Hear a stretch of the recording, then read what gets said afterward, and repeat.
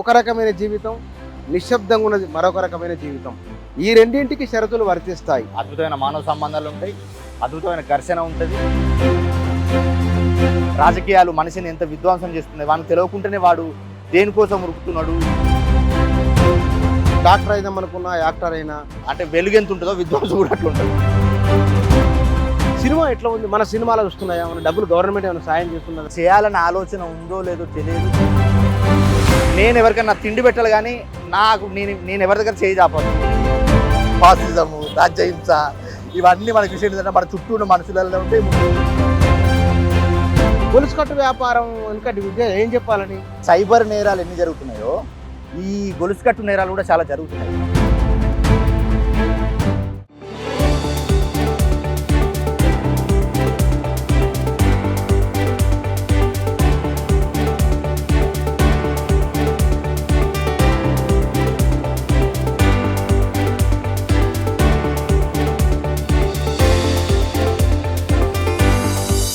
నమస్తే. నా చుట్టూ ఉన్న వాతావరణం ఒకవైపున చాలా ప్రశాంతంగా ఉంటే, ఒకవైపున గజిబిజి రొదలతో ఉన్నది. చాలా వేగంగా జీవితంలాగానే వాహనాలు కూడా వెళ్ళిపోతున్నాయి. ఇది ఒక రకమైన జీవితం, నిశ్శబ్దంగా ఉన్నది మరొక రకమైన జీవితం. ఈ రెండింటికి షరతులు వర్తిస్తాయి. షరతులు ఏమిటి? జీవితం. జీవితం ఏమిటి? నది లాంటిది. నది ఏమిటి? ఇది కొనసాగుతూ ఉండేది. ఈ కొనసాగుతూ ఉండే జీవితంలో కొన్ని షరతులు వర్తిస్తాయనే సినిమా నుంచి దర్శకునిగా పరిచయమైన అక్షర్, ఈ అక్షర్ కుమారు తన సినిమా, తన నేపథ్యము, తను పుట్టి పెరిగిన ఊరు, తెలంగాణ గ్రామీణ జీవితము, అందులో ఉండే ఎత్తుపల్లాలు ఏమిటి, ఆయన జీవితం ఏమిటో తెలుసుకుందాం. ఆ సినిమా దర్శకుడు నా దగ్గర ఉన్నారు. హలో కుమార్. అన్నా అక్షర్ కుమార్ అన్న, థ్యాంక్ యూ సో మచ్. చాలా అంటే నా సినిమా కాన్సెప్ట్ని అంత అర్థవంతంగా అంటే అప్పుడు నాకు వేరే టైం సందర్భంలో కూడా మీరే చాలా అద్భుతంగా విశ్లేషించారు. ఇప్పుడు కూడా అంటే ఒక షరతులు, మనిషి యొక్క జీవితము, మనిషి యొక్క జీవన ప్రయాణం ఎట్లా ఉందనేది చాలా ఎగ్జాంపుల్స్ ఒక మంచి లొకేషన్లో ఒక అద్భుతమైన ఇంట్రోతో చెప్పారన్న. Very very thank you Buchanna, very very thank you. అంటే ఉంటుంది అనుకున్నా కానీ ఇంత ఆనందపడే ఇంట్రో ఉంటుందని నేను ఎక్స్పెక్ట్ చేయలేదు. కానీ అక్షర్, నేను దర్శకునిగా అసలు నీ జీవితం ఎక్కడ ప్రారంభమైంది? ముందు అది మాట్లాడిన తర్వాత మీ నుంచి ఇక్కడికి వద్దాం. యాక్చువల్గా మాది గోదావరికని అన్న. గోదావరికని మా ఫాదరు సింగరేణిలో జాబ్ చేసుకుంటూ ఎక్స్పైర్డ్ అయిపోతే మా మదర్ సింగరేణి జాబ్ చేసింది. మా ఫాదర్ చనిపోయాక డిపెండెంట్గా మా మదర్కి వచ్చింది. మా మదర్ ఒక 22 years జాబ్ చేసి మమ్మల్ని ఉన్నతంగా తీర్చిదిద్ది మంచి చదివిపించింది. మేము ముగ్గురం అన్నదమ్ములం. ఒక అక్క అందరికంటే పెద్ద, తర్వాత ముగ్గురం.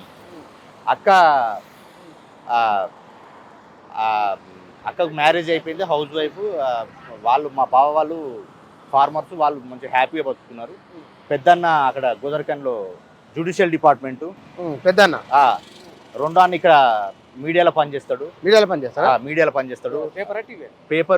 పేపరే ఆంధ్రజ్యోతిలో చేసిండు ఒక 5 ఏళ్ళు, నమస్తే తెలంగాణలో ఒక 10 ఏళ్ళు చేసిండు. ఇప్పుడు ఇండిపెండెంట్గా జర్నలిజం రన్ చేసుకుంటున్నాడు. కానీ ఇక్కడ మీ సినిమా అంటే దర్శకునిగా రావడానికి గోదావరికి అంటే అక్కడి నుంచి ఈ మధ్య ఉమ్మడి కరీంనగర్ జిల్లా నుంచి వస్తున్నారు. మీ సినిమాలో నేను చూసింది మానవ సంబంధాలు, భూమి, వ్యవసాయము, సంపద, ఇట్లా చాలా రకాల వాటి మధ్య సంఘర్షణ కూడా ఉన్నది. ఆ సంఘర్షణను ఇప్పుడు కమర్షియల్ ఎలిమెంట్తో సినిమా తీయాలి, ఇట్లా కొట్టగానే ఉంటుంది రకరకాలు ఉంటాయి కదా, అట్లా కాకుండా ఇష్టం తీసుకోవాలి. అదే అయితే యాక్చువల్లీ ఏంటంటే నేను వచ్చిన జీవితం అన్న గోదావరికని చాలా మంచి జీవితం. అద్భుతమైన మానవ సంబంధాలు ఉంటాయి, అద్భుతమైన ఘర్షణ ఉంటుంది, చాలా అద్భుతమైన ఘర్షణతో పాటు చాలా ఉద్యమాలు ముడిపడి ఉంటాయి. ఎందుకంటే అక్కడ ఎకానమీకి సంబంధించింది కదా. ఎకానమీకి సంబంధించింది కాబట్టి అవన్నీ అక్కడ మిళితమై ఉంటాయి.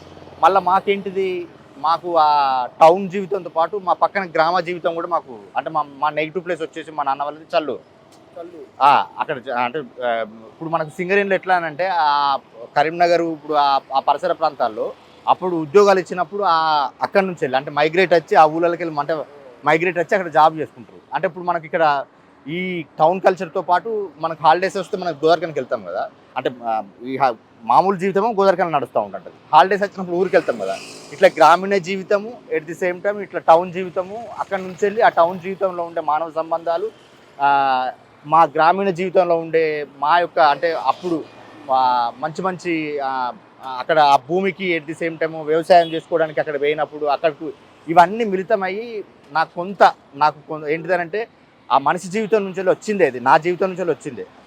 ఆ కమర్షియల్ సినిమా అని ఎందుకు ఎన్నుకోలేదనంటే అందరు ఇప్పుడు ఒక్కొక్కరిది ఒక్కొక్క దారి అన్న.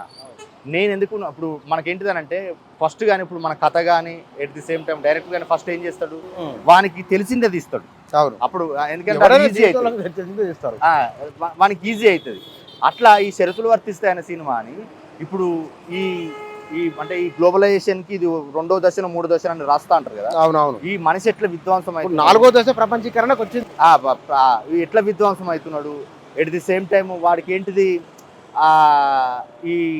ఈ పెట్టుబడిదారీ వ్యవస్థ, ఎట్ ది సేమ్ టైం ఈ రాజకీయాలు మనిషిని ఎంత విధ్వంసం చేస్తున్నాయి. వానికి తెలియకుంటేనే వాడు దేనికోసం ఉరుకుతున్నాడు, ఏది పొందాలనుకుంటున్నాడు, ఏది ఇవ్వాలనుకుంటున్నాడు అని తెలియక ఒక స్తబ్దత, ఎట్ ది సేమ్ టైం ఒక ఆందోళన కూడా ఉన్నది. ఒక ఆందోళన అయితే ఉన్నది. దాన్ని నేను ఇప్పుడు మనకి ఏ సినిమా అయినా కానీ ఆడియన్స్ కనెక్ట్ చేస్తే అది కమర్షియల్ సినిమా. అట్లా నేను ఇప్పుడు మీరే అన్నారు కదా, మనకు అంటే మన జీవితాన్ని మనం చూసుకుంటే చాలా అద్భుతంగా ఉంటుంది. ఒకవేళ మన జీవితం అద్భుతం కాకపోతే వాడు అక్కడ ఉండడు అని చెప్పేసి అన్నారు కదా.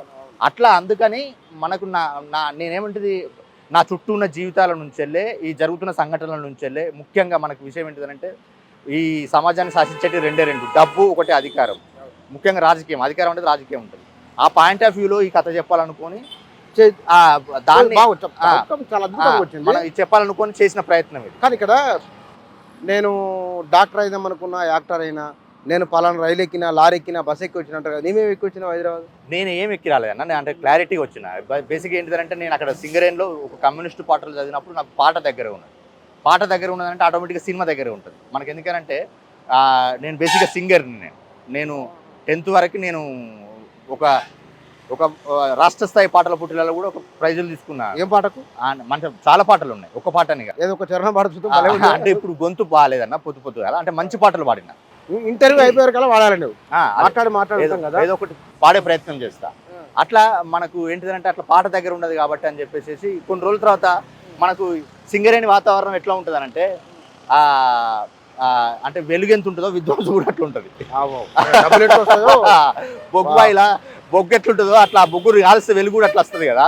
అట్లా టెన్త్ అయిపోయినాక ఆటోమేటిక్గా కొన్ని 10th ఫెయిల్ అయిపోయినాక అక్కడ ఉన్న పరిస్థితులు, ఉపాధి అవకాశాలు, at the same time guidance correct లేక కొంత కెరియర్ డివేట్ అయింది.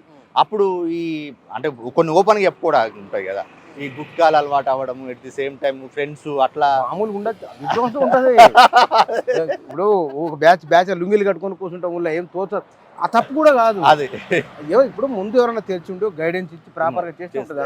అట్లా మా అన్న వాళ్ళు చెప్పే వాళ్ళు. కానీ మనకి ఏంటిదంటే అది ఆ జీవితం, ఆ టైము, ఆ ప్రాసెస్ ఏంటిది,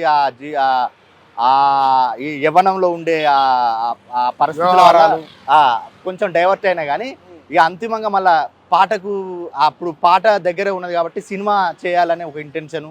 అప్పుడు మనకేంటిదంటే కొంత పుస్తకాలు, మా ఇంటికి పేపర్ వచ్చేది, మా ఇంట్లో మా అన్న వాళ్ళు పేపర్ వేయించేది, మా అన్న కొన్ని పర్సనల్ డెవలప్మెంట్ పుస్తకాలు అట్లా చదవడం వల్ల కొంత ఈ సండే స్టోరీలలో ముఖ్యంగా director captain of the ship ఇట్లాంటి కొన్ని స్టోరీలను నేను ఇన్స్పైర్ చేసి ఓకే సినిమాలో నేను సింగర్ అవుదాం అనుకున్నది, డైరెక్షన్ అయితే ఎట్లా ఉంటుంది అని చెప్పేసి ఇటువైపు వచ్చింది. మళ్ళీ ఇటువైపు వచ్చేసి డైరెక్టర్ కావాల్సిన లక్షణాలు ఏంటి, మనం ఏంటిదంటే నాకు ఏంటిదంటే కొంత నేను డైవర్ట్ అయినా కానీ నేను ఏదైనా పని చేసేటప్పుడు మనం దానికి ఏం అంటే మనకు ఆ పనిలో మనం రాణించడానికి మనం ఏమేమి నేర్చుకోవాలి, ఎట్లెట్లా చేస్తే మనం అందులో సక్సెస్ కాగలుగుతాం అనేది ముందు నుంచి ఒక ఐడియా ఉంటుంది. ఐడియా ప్రకారమే అట్లా నేను ప్లాన్ చేసేసుకొని ఆ 10th తర్వాత మళ్ళీ సేమ్ డైరెక్టర్ అయిదామని 10th తర్వాత ఇవన్నీ చేసినావు.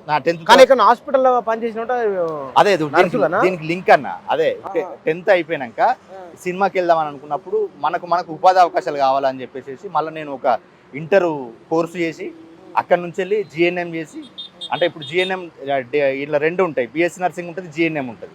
ఇదేమో డిప్లొమా, అదేమో డిగ్రీ కోర్సు.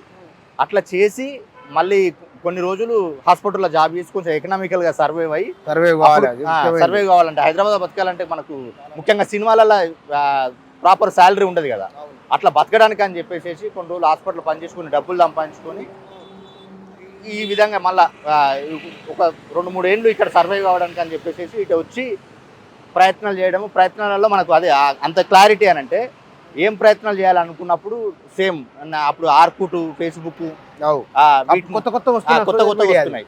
అట్లా ఎవరెవరు సినిమా వాళ్ళు ఉంటారు అని చెప్పేసి అట్లా కొంచెం పరిచయాలు పెంచుకోవడము. ఎట్ ది సేమ్ టైం ఈ చదివే అలవాటు ఉంది కాబట్టి అని చెప్పేసి వేనన్న ఒక మంచి పోయం రాసిండు తెలంగాణ ఉద్యమం టైంలో. వేణుడుగుల విరాట పర్వం మీద డైరెక్టరా ఆయన పోయం చదివి ఆయనకు ఫోన్ చేసిన. ఏం రాసిండు దాంట్లో? అది ఒక ప్రాంతీయ లవ్ స్టోరీ అని చాలా అద్భుతమైన పోయం అది. అంటే తెలంగాణ ఆంధ్ర, తెలంగాణ అబ్బాయి ఆంధ్ర అమ్మాయి ఇద్దరి మధ్యలో ప్రేమ కథని ఒక పోయంలో రాసిండు. లైన్లు కొంచెం తక్కువ అంటే నేను కొంత గుర్తులుగా అద్భుతమైన పోయం అది. చాలా అంటే తెలంగాణ ఉద్యమంలో కూడా చాలా వైరల్ అయింది ఆ పోయం. ఒక ప్రాంతీయ లవ్ స్టోరీ అని. మీకు పంపిస్తే వీలైతే డిసిప్లే చేయండి. తప్పకుండా. అట్లా అన్నకు ఫోన్ చేసి అన్న బాగుందన్న ఇట్లా ఏం చేస్తారన్నానంటే నేను ఇట్లా సో అండ్ సో సినిమాలలో ఉన్నాను. ఓకే మీరు అట్లా పరిచయం చేసుకున్నాను.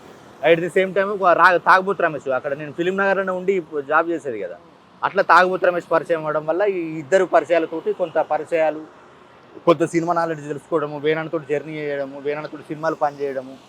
దాని నుంచి వెళ్ళి అన్న సినిమాలకి 10 ఏళ్ళు అన్న దగ్గరనే ఉన్నాను. 2 సినిమాలకి అన్నతో జాగ్రత్తగా పనిచేసి అంటే విరాట పర్వానికి నీది నాది ఒకే కథ విరాట పర్వం 2కి అసిస్టెంట్ డైరెక్టర్ చేశారు. అసిస్టెంట్ డైరెక్టర్, అసోసియేట్ డైరెక్టర్, రైటింగ్లో కూడా ఉన్నాను అన్నతో.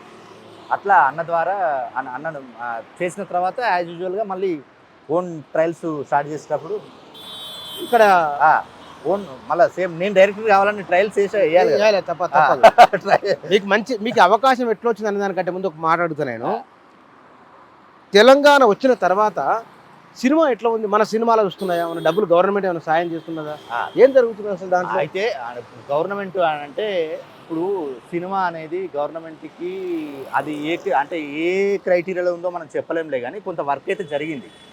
ముఖ్యంగా కల్చర్ రవీంద్ర భారతి ద్వారా చాలా తెలంగాణ సినిమా కోసం చాలా మంచి ప్రయత్నం జరిగింది. అయితే ఇక్కడ మనకు ముందు ఏంటిదనంటే ఎక్కడైతే అణచివేతకు ఎట్ ది సేమ్ టైం కొంత నిరాదరణకు గురైందో ఆటోమేటిక్గా ఆ రాష్ట్రానికి గుర్తింపు వచ్చినప్పుడు ఆటోమేటిక్గా భాష కూడా గుర్తింపు వస్తుంది. అనివార్యం అవుతుంది. భాషనే కదా ప్రధాన.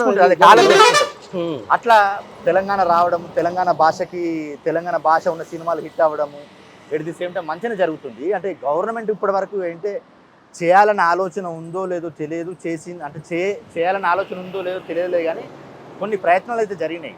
ఎందుకంటే ఇప్పుడు రవీంద్ర భారతిలో హరికృష్ణ ఇండివిజువల్గా చాలా కష్టపడుకుంటూ గవర్నమెంట్ సాయంతో చేసింది. At the same time government కూడా ఒకటి ఫిల్మ్ ఇన్స్టిట్యూట్ పెడతామని కొన్ని ఆలోచనలు చేసింది. అది ఎటువైపు దారితీస్తుందో లేదో తెలియదు. ఇప్పుడు చాలామంది అడుగుతున్నారు, ఇప్పుడు భాషకు గౌరవం రావడం అనివార్యం, కానీ ఆర్థికంగా నేషనల్ ఫిల్మ్ డెవలప్మెంట్ కార్పొరేషన్ వాళ్ళు కొన్ని సినిమాలు గవర్నమెంట్ డబ్బులతో సినిమాలు తీసేవారు కదా, అట్లాంటిది వాళ్ళు ఉన్నదా ఇక్కడ?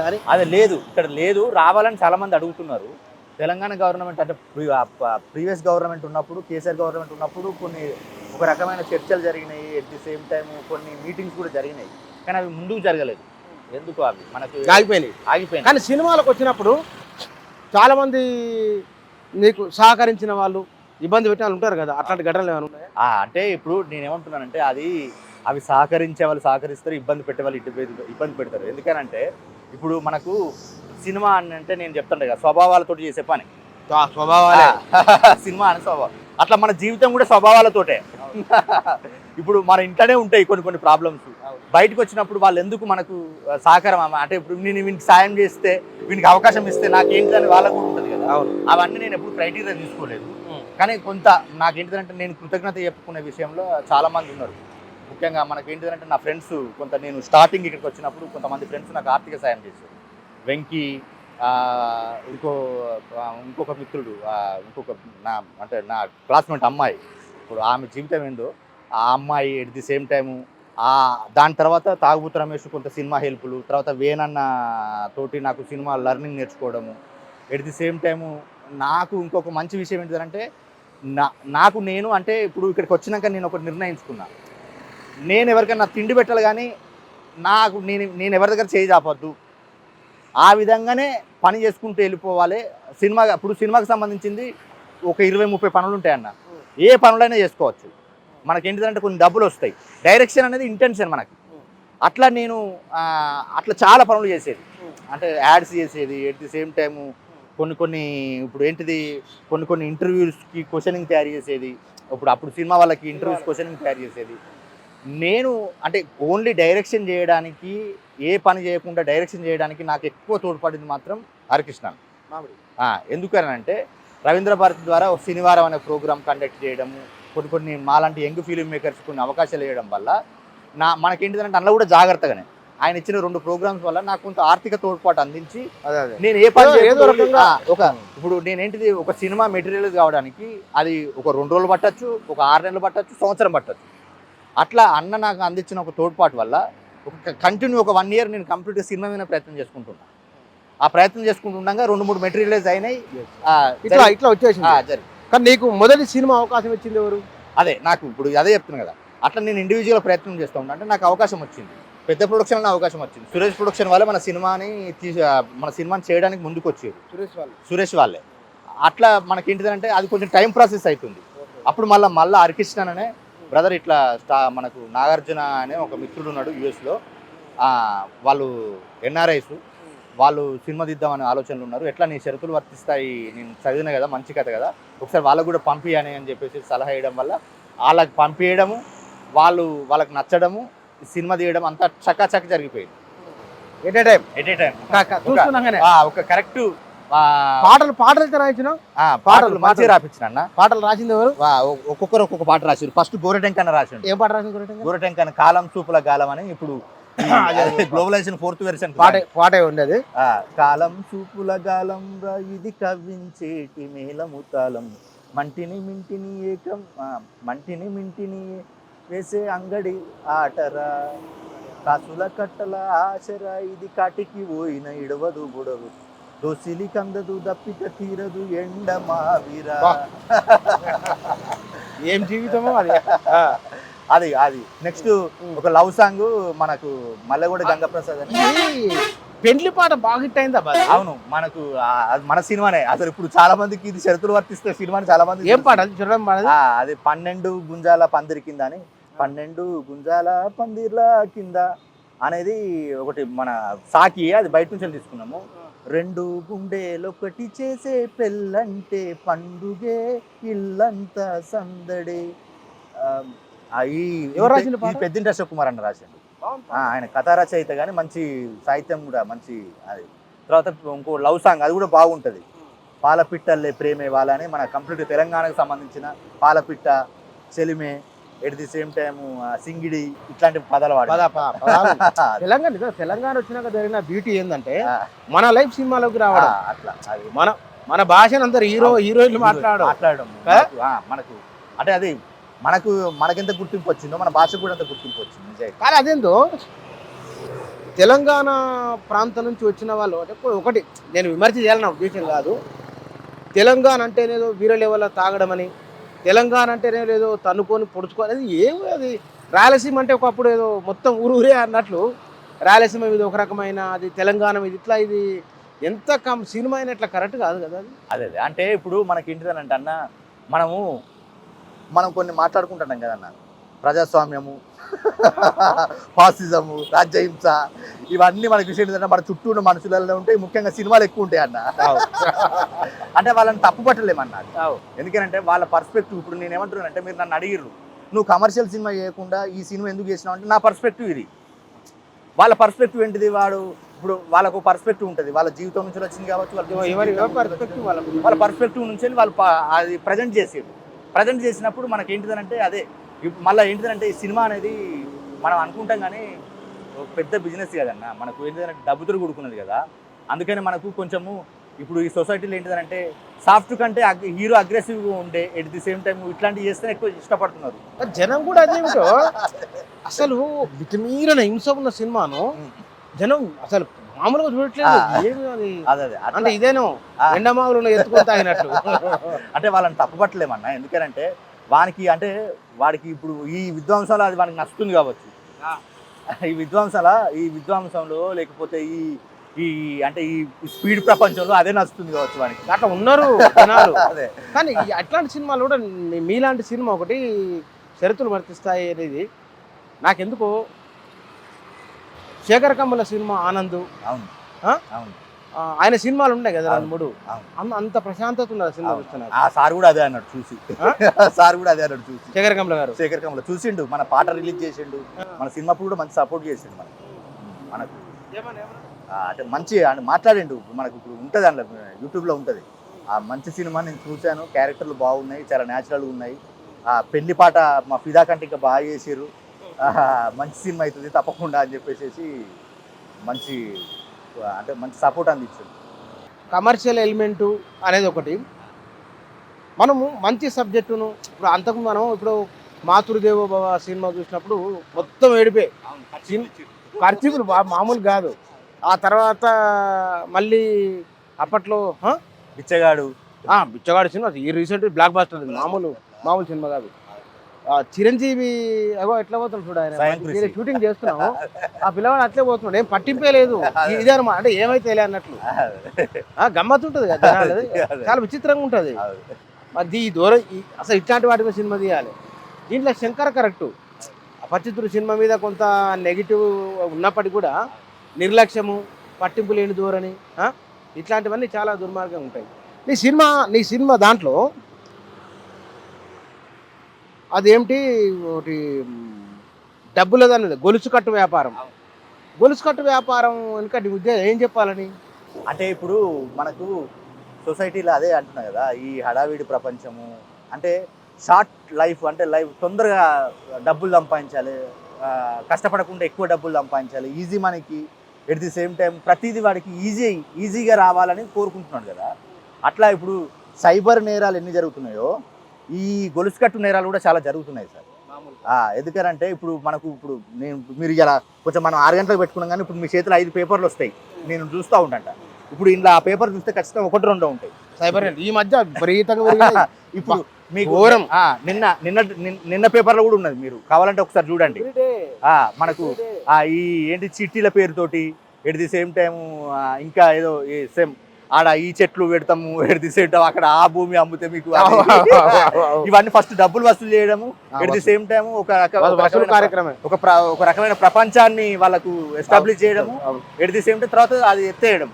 కానీ అబద్ధం ఉన్నంత అందంగా నిజం ఉండదు కదా. అవును, అబద్ధాన్ని బాగా ఇష్టపడతాను. అదే మనసు. ఇప్పుడు నేనేమంటున్నా, వాడు ఈజీ లైఫ్కి అలవాటు పడి అబద్ధాన్ని ఎక్కువ ఇష్టపడకుండా అబద్ధాన్ని ఎక్కువ ఇష్టపడకుండా నిజాన్ని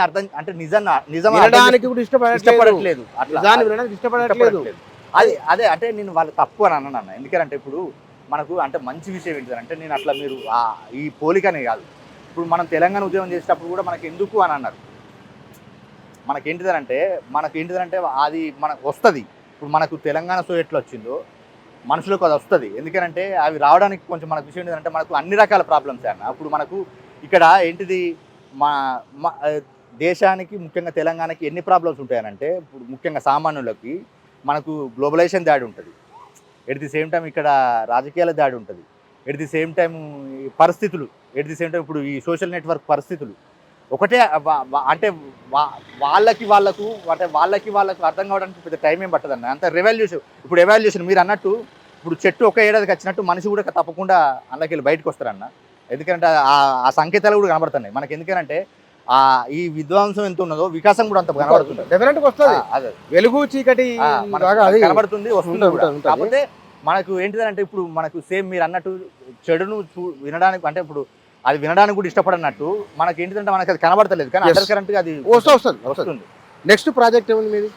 మేనిఫెస్టో అని ఒక కథ చేస్తున్నాను. మేనిఫెస్టో మంచి రాస్తున్నా, మంచిగా బాగా రాస్తున్నా. అంటే ఇప్పుడు దేశం మొత్తం మేనిఫెస్టో మీద నడుస్తుంది కదా, అట్లా మేనిఫెస్టో అని సేమ్ నాకు కొంచెం ఏంటిదంటే, నేను ఏదో రాజకీయాలను ఉద్దేశించి చెప్పాలని కాదు, కానీ సేమ్ ఇక్కడ కూడా నాకు నా కథల మెయిన్ ఎజెండా ఏంటిదంటే కామన్ పీపుల్ యొక్క జీవన విధానం, వాళ్ళ కష్టాలు, వాళ్ళ ఆ ప్రభావం అంటే ఇప్పుడు ఈ జరుగుతున్న పరిస్థితుల మీద వాళ్ళ ప్రభావం ఎట్లా ఉంటుంది, దాని నుంచి వెళ్ళి ఒక హీరోయిన్ ఎట్లా ప్రాబ్లమ్స్ ఫేస్ చేసిరు, ఎట్లా బయటపడ్డారు, ఎట్ ది సేమ్ టైం బయట. అంటే ఇప్పుడున్న సినిమా కొంచెం పెద్ద బడ్జెట్, కొంచెం పెద్ద బడ్జెట్ కమర్షియల్ ఎలిమెంట్స్ అవన్నీ ఉంటాయి. కంప్లీట్ కమర్షియల్ సినిమానే, కమర్షియల్ మన ఒక స్కేల్లో చేస్తున్నా. అంటే ఇప్పుడు దానికి అంటే ముందే రివీల్ చేయడం ఎందుకు, మంచి స్కేల్లో చేస్తున్నా. అంటే కంప్లీట్గా దేశం మొత్తం చర్చ జరుగుతుంది దాని మీద. అవునా? కానీ ఒకటి సినిమా అనేది ప్రేక్షకుడు చప్పట్లు కొట్టొచ్చు, విజిల్ వేయచ్చు, వాడే మన ఫీలింగ్ ఏమైనా ఉండొచ్చు కాక దర్శకునికి నిర్మాతకు అసలు సినిమా అంతకన్నా ఎక్కువ కనిపిస్తారట కదా. అవును, ఇక అది ఎట్లా అంటే సినిమా అనేది కలెక్టివ్ వర్క్ కదన్న, మనుషులతో చేసే పని. ఈ ప్రపంచంలో అతిపెద్ద కష్టమైన పని ఏంటి ఉంటుందంటే మనుషులను మేనేజ్ చేయడం. అదే స్వభావం కదా, మామూలు విషయం కాదు, స్వభావాలు టాస్క్ అది. ఇప్పుడు మనకు ఏంటిది, మనం ఇప్పుడు సింపుల్ లాజిక్ అన్న, ఇప్పుడు మనకు ఒక ఇంటర్వ్యూ ఉంటేనే అంటే ఎంత జాగ్రత్తలు ఉంటాయి. ఇద్దరు కెమెరా వాళ్ళు రావాలి, బండి రావాలి, డ్రైవరు, ప్లానింగ్. ఆ ప్లానింగ్ లో మనకు విషయం ఏంటంటే మళ్ళీ ముఖ్యంగా ఇప్పుడు మనం క్యాజువల్గా ఎట్లా ఉంటుంది అంటే ఒక స్థాయి ఉంటే, అది డబ్బు స్థాయి కావచ్చు, అధికారం స్థాయి కావచ్చు, ఎట్ ది సేమ్ టైం ఇంకేదైనా స్థాయి కావచ్చు. ఆ స్థాయి ఉన్న మనిషి పిలిస్తే ఒక విధంగా ఉంటుంది, ఆ స్థాయి లేని మనిషితో ఒక విధంగా ఉంటుంది. మనిషికి ఉన్న రిలేషన్ ఎట్లా ఉంటుంది, అట్లా సినిమాకు సంబంధించింది కూడా. కొత్తోడు వస్తున్నాడంటే ఆటోమేటిక్గా మనం ఎన్ని చెప్పినా కానీ అరే ఇప్పుడు మనకేంటిది, ఇప్పుడు ఇది మనకు కొత్త, ఎట్ ది సేమ్ టైం మనకు అనుభవం ఉన్నది కరెక్టే. అనుభవంతో పాటు మనకేంటిదని అంటే ఇప్పుడు ఈ మేనేజ్ చేయడం ఉంటుంది కదా, ఆ మేనేజ్ చేయడం అనేది కొంచెం టాస్క్ అయినా కానీ ఓవర్కమ్ చేసినాం. చిన్న చిన్న ప్రాబ్లమ్స్ వస్తాయి. సినిమా అంటేనే ప్రాబ్లమ్స్, సినిమా అంటేనే గోస, at the same time cinema అంటేనే గొప్ప వెలుగు. అది కాదు మీకే ఇంత 2 కోట్లు 3 కోట్లు సినిమా 10 అనుకో, మీది 100 కోట్లు పెట్టి రాజమౌళికి ఎక్కువ ఉంటుంది కావచ్చు. ఇంకా అది ఇప్పుడు ఏ సినిమాకైనా ఏ స్థాయిలో ఉండేటి ఆ స్థాయిలో ఉంటాయి అన్న. మనకి ఏంటంటే చిన్న సినిమా 2 కోట్ల కాదు, షార్ట్ ఫిల్మ్ 10,000 తోటి చేసే షార్ట్ ఫిల్మ్ కూడా ప్రాబ్లమ్స్ ఉంటాయి.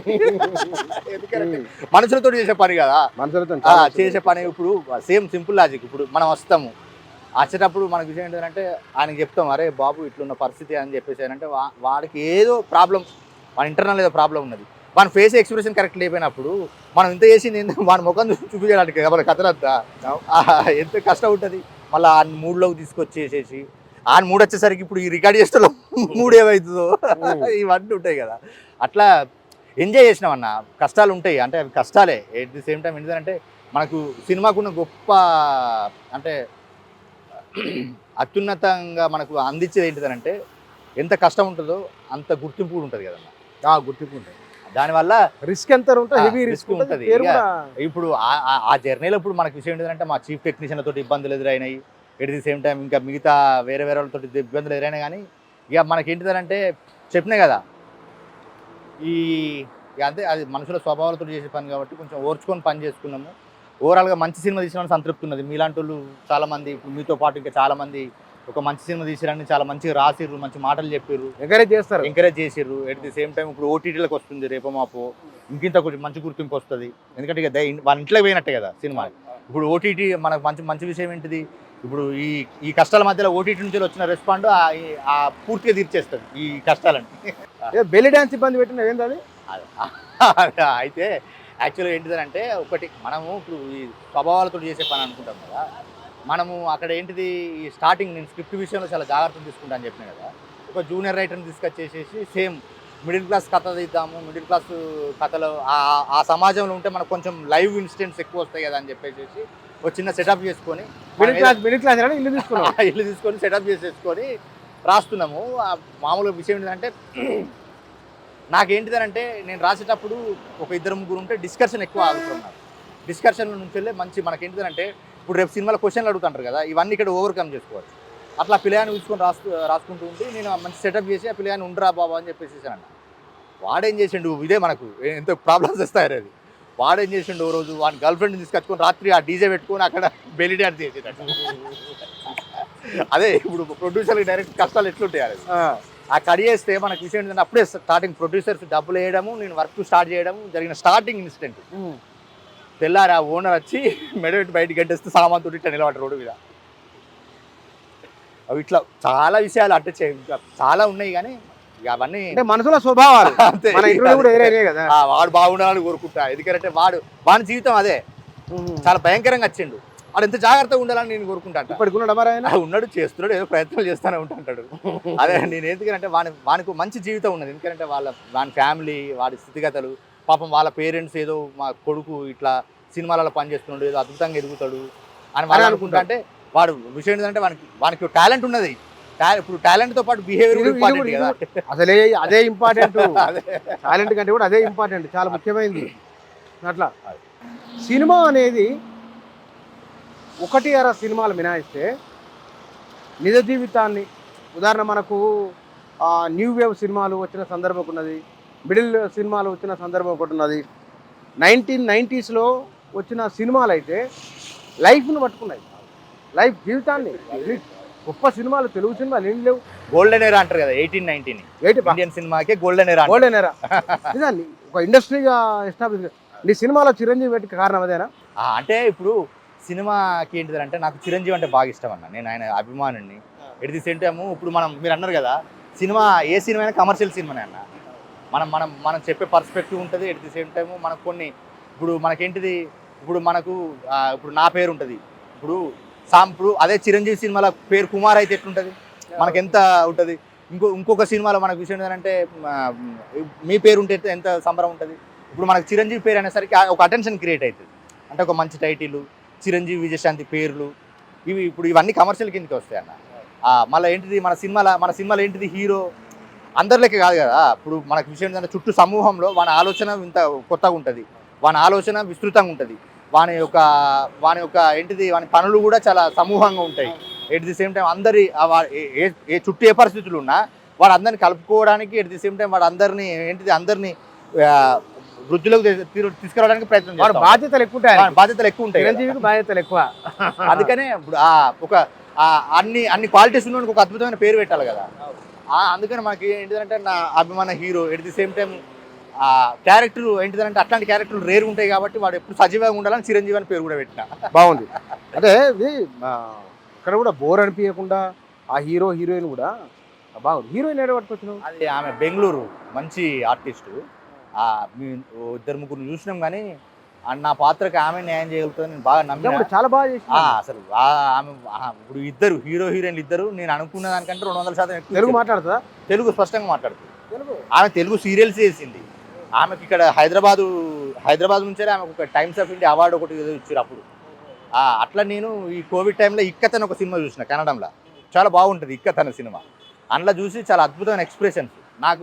మనకేంటిది తెలంగాణలో మిడిల్ క్లాస్ ఫ్యామిలీలలో ఒక అద్భుతమైన బ్యూటీ ఉంటుంది. ఆ డార్క్ స్కిన్, ఎడిసెట్ ఎక్స్ప్రెషన్స్ మనకు అట్లా ఆమెను తీసుకొచ్చేసి ఫస్ట్ టెస్ట్ షూట్కి అనుకున్నాము. టెస్ట్ షూట్లో రోజే మేము కన్ఫర్మ్ చేసేసినాం.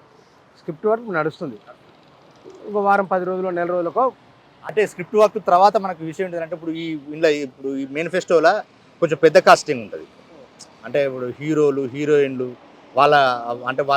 వాళ్ళకు మనకు విషయం ఏంటంటే ఇప్పుడు కథ మనం పోయి వాళ్ళను అప్రోచ్ కావాలి, కథ చెప్పాలి, మనకు కథలో వాళ్ళు ఏమైనా మార్పులు చెప్తారు, వాళ్ళకి నచ్చాలి, మళ్ళీ వాళ్ళ డేట్స్ తీసుకోవాలి. ఇదంతా ప్రాసెస్ అన్న. ఏ సినిమా అంటే నువ్వు ఏ చిన్న సినిమా తీసినా కానీ ఈజీగా ఒక 1 year అయితే ఖచ్చితంగా పడుతుంది అన్న. 1 year. తెలంగాణ నుంచి మధ్య సినిమాలు పెరిగినాయి.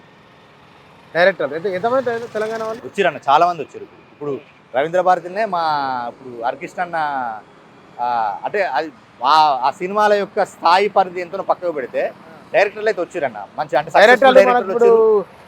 సురేందర్ రెడ్డి వరంగలే, ఇప్పుడు చాలా మంది ఉన్నారన్న. ఇప్పుడు ఫస్ట్ మనకు సీనియర్ నుంచి మొట్టుకుందాం నరసింహరావు సారు, అక్కడ నుంచి మనకు అంటే అంతకుముందు నుంచి కాకుండా నరసింహరావు, అవును, ఎన్ శంకర్ సారు, అవును. ఎట్ ది సేమ్ టైం అక్కడ నుంచి వెళ్ళి మనకు ఎన్ శంకర్ తర్వాత శ్రీనాథ్ అన్న, కుంసము, అంటే నాకు పుట్టుకున్నారు కావచ్చు, ఇంకా చాలా మంది ఉన్నారు కావచ్చు. తర్వాత ఈ తరంలో సురేందర్ రెడ్డి సారు, వంశీపైడిపల్లి, సంపత్ నంది, ఈయన మన ఇప్పుడు ఏది వేణు శ్రీరాము, వేణు వెల్దండి, వేణు ఉడుగుల సందీప్ రెడ్డి, ఇప్పుడు మన ఏంటిది శ్రీకాంత్, తరుణ్ భాస్కరు, ఇప్పుడు మా సాగర్ చంద్ర, మర్చిపోయాడు పనిచేసిన సాగర్ చంద్ర, నల్గొండ కుమారస్వామి అక్షర్ ఉన్నారన్న. ఇంకా మంచి కానీ అదే పెరిగింది మనకు చాలా ఉన్నారు నేటివిటీ. అందుకే తెలంగాణ నేటివిటీ. ఇంటింటి రామాయణం అని ఒక పిల్లాడు సినిమా చేసింది, అది కూడా మంచి పేరు వచ్చింది. ఇప్పుడు సూర్యతేజ, ఇప్పుడు ఈ రవీంద్ర భారతిలో ఇప్పుడు 15-20 మంది ఫోటోలు ఉంటాయి. పిల్లలు ధ్రువ్ అని, ఇంకా విశ్వక్ అని చాలా మంది ఫోటోలు కూడా ఉంటాయి. తెలంగాణ మంచినే. మన రఫీ వాళ్ళు కూడా తెలంగాణ రఫీ సార్ కూడా ఏదో మనకు ప్రయత్నం చేశారు. మనకు ఆయన ఇంకా మంచి ఆయన ప్రభాకర్ అని, టీ ప్రభాకర్ అని, బతుకమ్మ, కిష్కిందకాండ, చాలా మంది ఉన్నారు, చాలా ఉన్నారు. ఇంకా మంచి బ్లాక్ బాస్టర్ కొట్టాలి. గ్రామీణ జీవితం ఒక సింగరేణి తెలంగాణలో ఒక భిన్నమైన ప్రాంతం. అవును. చాలా ప్రత్యేకతలు ఉన్నాయి దానికి. అవును. మాడితే ఒక రోజు మాట్లాడదు దాని మీద. అవును. అక్కడి నుంచి వచ్చిన మీకు సినిమా అనుభవం, తెలంగాణలో సంఘర్షణ అనుభవం, వీటిని బట్టి చూస్తే కనుక సినిమాను తెలంగాణ దర్శకుడు ఏ కోణంలో చూస్తాడు? ఎప్పుడైనా కానీ ఏ సినిమానే కానీ 2 కోణాలు ఖచ్చితంగా ఉండాలి. ఒకటి మానవీయ కోణం ఉండాలి, ఒకటి డబ్బు కోణం కూడా ఉండాలి. ఎందుకంటే ఎంత ఎంత గొప్ప సినిమా అయినా కానీ మానవీయత లేకపోతే అది నిలబడదు. ఎట్ ది సేమ్ టైం మానవీయతతో పాటు సినిమా అనేది వ్యాపారం, ఆర్ట్ బిజినెస్లో బిజినెస్ను కూడా కాపాడుకోవాలి. మనకి విషయం ఏంటంటే ఇప్పుడు సినిమాకి మంచి బిజినెస్ కూడా ఉంది. ఇప్పుడు ఆ తెలంగాణను ఏ కోణంలో చూస్తే, తెలంగాణ సినిమాని ఏ కోణంలో చూసినా కానీ మానవీయ, ఇప్పుడు ఎక్కడైనా కానీ మనం ఎంత చెప్పినా కానీ అది మనిషి జీవితం అవుతుంది. మనం ఏ కథ చెప్పినా కానీ, ఇప్పుడు మనం హింస అనుకున్న కథలు చెప్పినా కానీ అందులో మన జీవితం ఉంటుంది, మనిషి జీవితం ఉంటుంది. ఎట్ ది సేమ్ టైం ఇప్పుడు ఏ పర్స్పెక్టివ్ చెప్పినా మానవ జీవితం ఉంటుంది. కాకపోతే ఈ ప్రాంతానికి ఒక ప్రత్యేకత ఉన్నది. ఎందుకంటే ఆ ప్రత్యేకతలు ఏంటి అని అంటే చాలా ఏళ్ళ నుంచి వెళ్ళి ఒక మనిషి యొక్క విధ్వంసం ఉంటుందో ఈ నేలకు కూడా విధ్వంసం ఉన్నది. ఎన్ని 4-5 తరాలు. మనకు విషయం ఏంటంటే ఫస్ట్ తెలంగాణ సాయుధ రైతాంగ పోరాటం కావచ్చు, తర్వాత వచ్చిన ఇప్పుడు చాలా పోరాటాలు, తెలంగాణ ఉద్యమం వరకు చాలా పోరాటాలు. కాకపోతే ఈ పర్స్పెక్టివ్ లో మనకి విషయం ఏంటంటే మన గురించి చెప్పుకుంటూ ఎట్ ది సేమ్ టైం మన యొక్క ఏంటిది ఈ చుట్టూ మన మన మన మన చుట్టూ ఏంటిదంటే తెలంగాణ చుట్టూ ఉన్న సంఘటనలు కూడా, ఇప్పుడు నేను అదే కరీంనగర్ కేంద్రంగా ఎందుకు చెప్పినానంటే నా కథలో ఏంటిదంటే కరీంనగర్ చాలా వాటికి కేంద్ర బిందువు. అట్లా దాని గురించి కూడా చెప్తే మనకు విషయం ఏంటిదంటే పర్స్పెక్టివ్ మనిషి జీవితం గురించి ఎప్పుడు ఇప్పుడు మనకు ఉమ్మడి 10 జిల్లాలను తీసుకుంటే చాలా అద్భుతమైన జీవితము. ఎందుకంటే ఒక్కొక్క జిల్లాకు ఒక్కొక్క ప్రత్యేకత ఉంటుంది. ఇప్పుడు మీరు నల్గొండ తీసుకోండి, ఇప్పుడు మన ఎడిటర్లు అందరూ నల్గొండ జిల్లాలే. ఇప్పుడు at the same time Nizamabad తీసుకోండి, మనకు అక్కడ ఒక సాహిత్యం కావచ్చు, ఇంకొకటి మా కరీంనగర్ కావచ్చు, వరంగల్ కావచ్చు, మహబూబ్ నగర్, మనకు పాత జిల్లాలు Khammam, at the same time Hyderabad, Rangareddy. ఒక్కొక్క జిల్లాలో ఒక్కొక్క ఆర్ట్ ఫామ్కి, ఒక్కొక్క పరిస్థితులకి, ఒక్కొక్క సందర్భానికి ఎట్ ది సేమ్ టైం కేంద్ర బిందువు అయింది. ఎట్ ది సేమ్ టైం చాలా అంటే మనుషులది కూడా, ఆ మనుషులు కూడా ఆ జిల్లాలకు సంబంధించిన ఉన్నతమైన మనుషులది కూడా ఒక ఈ 70 ఏళ్ళ చరిత్రకి వాళ్ళు ఒక సాక్ష్యం అయ్యారు. అట్లా ఈ జీవితాలను చూపించుకుంటూ ఆ పర్స్పెక్టివ్ కూడా ఒక టచ్ చేస్తే రికార్డ్ అవుతుంది. మనకేంటిదంటే రికార్డ్ అవుతుంది. ఇప్పుడు మనకేంటిది నరసింహరావు సార్ చేసిన గొప్ప పని ఉన్నది కదా మనకు, మా భూమి, ఎట్ ది సేమ్ టైము రంగుల కళ, అట్లా కొన్ని మనకేంటిదంటే ఇప్పుడు సినిమా పర్స్పెక్టివ్ మారింది కాబట్టి బిజినెస్ను దృష్టిలో పెట్టుకోవాలి, ఎట్ ది సేమ్ టైం మానవీయ కోణాన్ని దృష్టిలో పెట్టుకోవాలి. అంటే నా పర్స్పెక్టివ్లో ఇప్పుడు నేను ఏదో పెద్దగా చెప్పినట్టు కాదు, నాకు తెలిసిన అనుభవం నుంచి వెళ్ళి మీలాంటి వాళ్ళ దగ్గర నుంచి చూసిన దాని నుంచి వెళ్ళి నేను చెప్పగలుగుతున్నాను. ఎట్ ది సేమ్ టైము డబ్బు పోతే తిరిగి రాదు కదా, అటు డబ్బును కూడా దృష్టిలో పెట్టుకొని సినిమాలు చేస్తే మనకు బాగుంటుందని నా అభిప్రాయం అన్న. మొత్తం ఈ మాట్లాడిన ఇంతసేపులో ఇంటర్వ్యూ ప్రారంభం నుంచి ఎండింగ్ వరకు నేను 2 పోలికలతో ప్రారంభించిన ఇంటర్వ్యూని. ఒకటి నిశ్చలంగా ఉన్న హుస్సేన్ సాగరు, అది ఎట్లా ఉన్నా సరే ఆ దారిలో కొత్తగా కట్టిన సచివాలయం, 800 కోట్ల సచివాలయం బొమ్మ దాంట్లో కనబడవలసిందే. దానికి ఇష్టం ఉన్నా ఇష్టం లేకపోయినా, తెల్లగున్నా ఎట్లా ఉన్నా, కొత్తదైనా పాతదైనా ఈ మురికి నీళ్ళల్లో దాని రిఫ్లెక్షన్ ఉండవలసిందే. అది లైఫ్, దాన్ని కాదనలేం, అది ఉండి తీరవలసిందే. ప్రవహించే నీరు స్వచ్ఛంగా ఉంటుంది, నిలకడ ఉన్న నీరుగో ఈ హుస్సేన్ సాగర్ లాగా మురికిగానే ఉంటుంది. మానవ జీవితంలో నిరంతరం సంఘర్షణ, నిరంతర ప్రయాణము ఇది అనివార్యము. నది ప్రవహించాలి, మనిషి జీవితం గమ్యాన్ని చేరే వరకు అది సాగుతూనే ఉండాలి. ఈ సాగే క్రమంలో వచ్చే షరతులను తట్టుకోవాలి, షరతులకు లోబడాలి, షరతులను అంగీకరించాలి, అట్లా ముందుకు వెళ్ళిపోవాలి. అట్లా వెళ్ళిపోయేదే జీవితం. ఆ షరతులను, ఆ జీవితాన్ని చాలా అద్భుతంగా ఒక సినిమాలో చూపించిన మంచి దర్శకుడు, మంచి భవిష్యత్తున్న దర్శకుడు అక్షర్ కుమారస్వామి. ఇతను ఉమ్మడి కరీంనగర్ జిల్లా సింగరేణి నుంచి వచ్చి, మామూలు ఆషామాషి వ్యవహారం కాదు, ఒక గ్రామీణ జీవితం, అందున తెలంగాణ నుంచి ఏ ఇంగ్లీషు వాసనలు లేని, ఏ ఆధునిక పాశ్చాత్య ప్రభావాలు లేని ఒక ప్రాంతం నుంచి వచ్చి సినిమాలో నిలబడే వాళ్ళు ఇతనే కాదు, ఇతను లాంటి వాళ్ళు చాలామంది తెలంగాణ నుంచి వస్తూ ఉన్నారు. ఇది చాలా సవాళ్లను అధిగమించుకుంటూ రావడము మామూలు విషయం కాదు. కాబట్టి అలాంటి వారిలో అక్షర్ మరిన్ని మంచి సినిమాలు తీసి గొప్ప దర్శకునిగా నిలబడాలని. ఇక్కడ సందర్భం ఏమిటంటే 1560-70లో కట్టిన హుసేన్ సాగర్ ఇది. హుసేన్ షావలి అది నిస్వార్థంగా కట్టింది. కులీ కుతుబ్షాహీల కాలంలో 400 సంవత్సరాలు హైదరాబాద్ నగరానికి, హుసేన్ సాగర్కు చరిత్ర నిలబడిపోయింది. అట్లా సినిమాలు కూడా మైల్ స్టోన్గా కొన్ని నిలబడిపోతాయి. అలాంటి సినిమాలు నువ్వు చేయాలని మనస్ఫూర్తిగా కోరుకుంటున్నాను. Thank you.